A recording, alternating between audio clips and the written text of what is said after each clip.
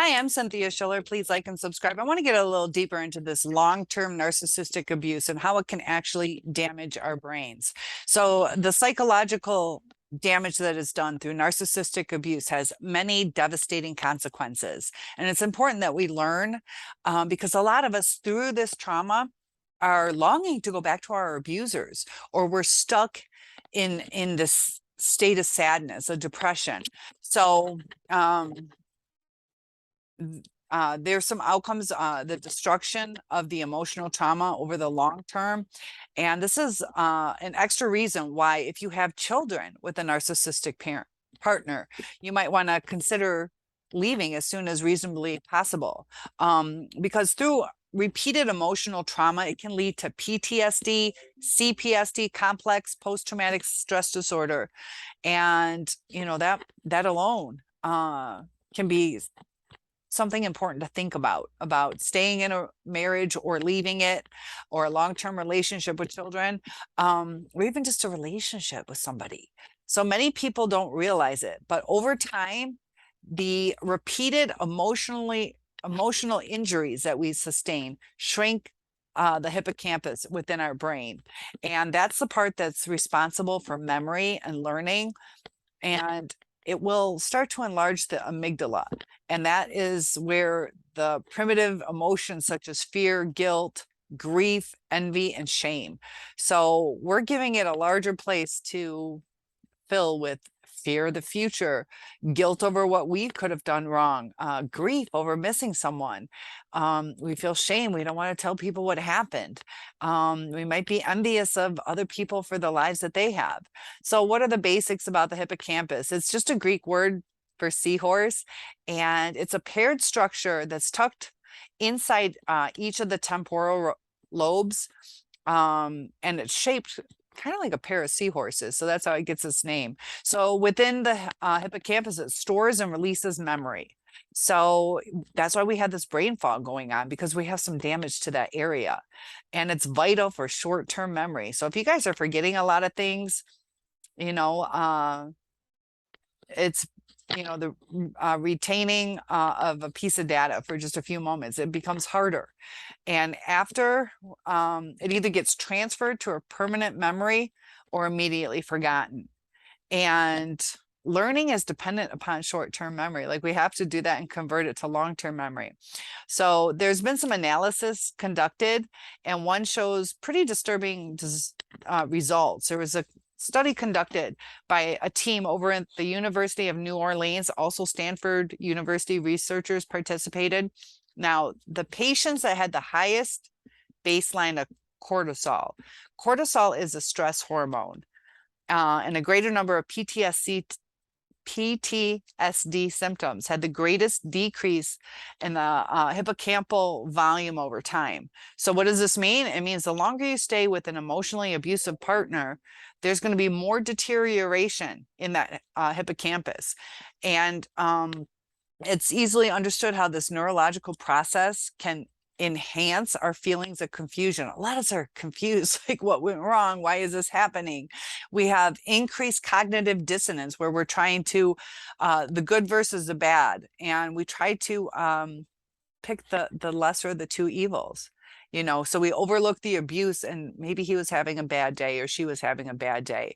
And we're just trying to get back to a balance, but we're trying to make excuses. There's also amnesia. We're kind of in a state of denial. And these are very common between victims of narcissistic and also psychopathic abuse. So the amygdala, what are the basics about that? Narcissists will keep their victims in a constant state of anxiety and fear. And this will cause the victims to react from the amygdala. And that's what controls life's function. So remember how important this is.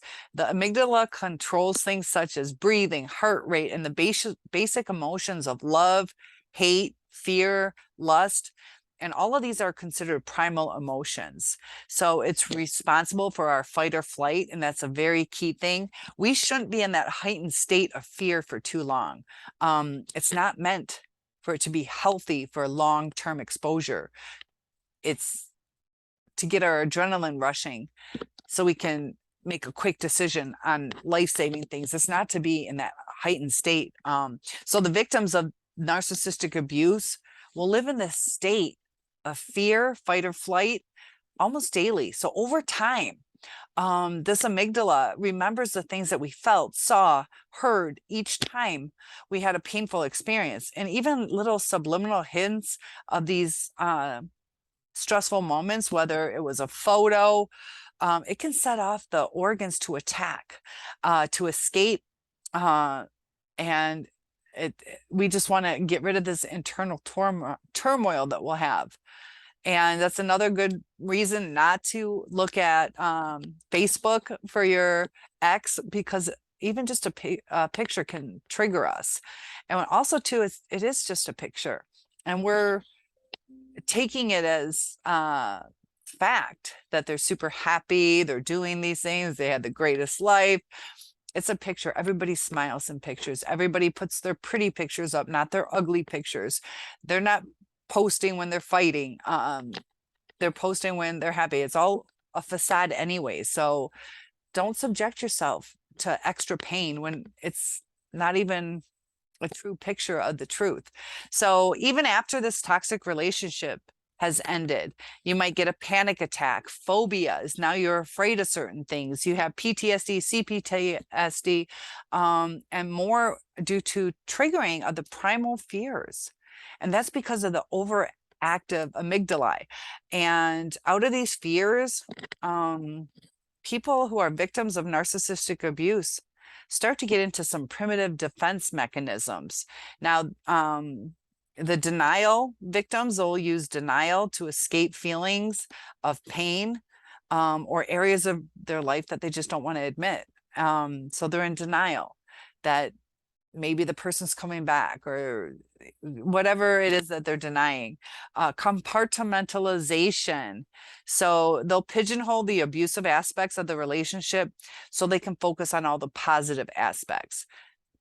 They're putting things in clusters. And projection victims project their traits of compassion, empathy, caring, and understander onto the abuser, when in fact narcissists and other emotional abusers possess none of those traits.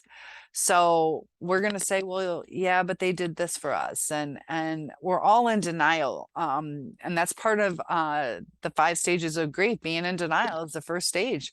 But this abuse will change our brains. The abuse from somebody who suffers from NPD, narcissistic personality disorder, changes our brains.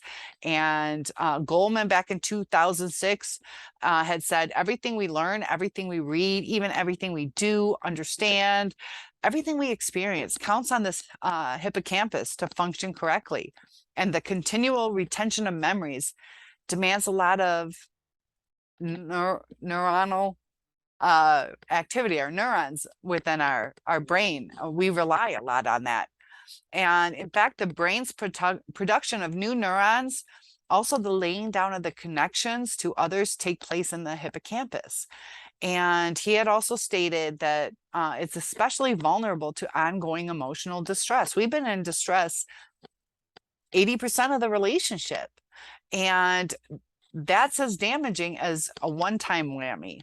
So we've been going on, and because of these damaging effects of the cortisol that's released, so when our body endures stress that is ongoing, the cortisol affects the rate at which neurons are either added or subtracted. And they can be subtracted. So this can have grave results on learning. And these neurons are attacked by the cortisol. Inside the hippocampus, it loses neurons. Also, it's reduced in size. The duration of stress can be just as destructive as extreme stress. So he had stated that cortisol stimulates the amygdala, which while it impairs the hippocampus. So forcing our attention onto the emotions we feel while restricting our ability to take in new information. So we're so caught up in our emotions, we're not living life. We're not taking new information in. And So as the circuitry activates, our thoughts are fixated on what has triggered the distress. So that's why we keep thinking about our abuser. And as we become preoccupied, we have worry or resentment, our mental agility kind of sputters. So when we are sad activity levels in the prefrontal cortex drop, we generate fewer thoughts. Extremes of anxiety and anger are on the hand of and sadness on the other to push brain activity beyond its zone of effectiveness. We're not living life effectively, but there are some things that are important to know. There are reparative activities that you can do that'll help restore and rebuild your hippocampus, and it'll stop the hijacking of our psyche by our amygdala. So what do we do? So as brain scans have now shown, because of the neuroplasticity, it is possible for the hippocampus to regrow. So that is great news. So they did some things that they found helpful.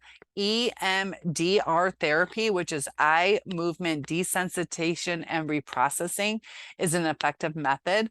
One recent study showed there were 8 to 12 sessions performed on patients with PTSD.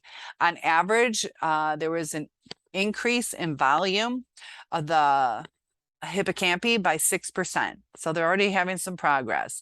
Also beneficial for counteracting the hyperarousal of the amygdala. And this will allow our brain to more appropriately direct what needs to happen. So we're not stuck in this terrible state and triggering problematic emotions, because some of our emotions are causing us not to be able to proceed in life or to take care of our kids the right way, or our relationships or our work. And there are other methods such as guided meditation. They suggest 27 minutes a day practicing mindfulness exercises.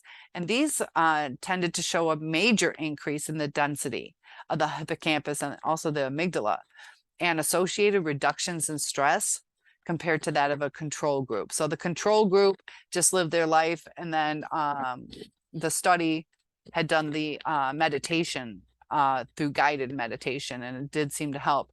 Some people think that aromatherapy and essential oils can be helpful. Lavender is supposed to be calming. We're affected by colors, we're affected by smells, we're affected by temperature.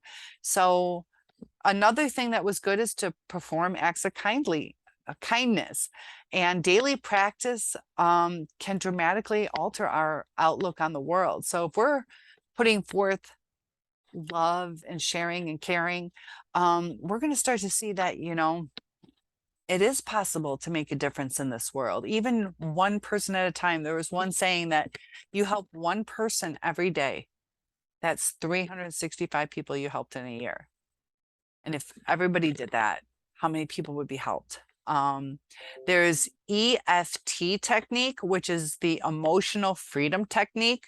This helps correct the biochemical short circuiting that occurs with chronic anxiety. And we definitely had chronic anxiety. And just to be emotionally free would be so nice. So the first course of action would be to plan and implement an exit strategy, or a no low contact strategy to kind of get our brains back in order, because we did suffer abuse and it does affect us. The hippocampus can regrow, so we can start to rebalance it. We can start to pull out of this brain fog. But that amygdala, the narcissist is stunted. That part's not going to regrow. They're missing some gray matter, the thinness, their structure caused damage to them, and their damage is causing damage to us. And can the narcissist change? If they have some empathy, if they're willing to change their actions, but they just usually go back to what's easiest, and that's just to manipulate. and they're really good at lying. So it's really hard to tell in the beginning until the damage starts again, or until we feel a little bit safer. So we let our guards down. Once we let our guards down, they come in for the attack, and they're just abusing us more.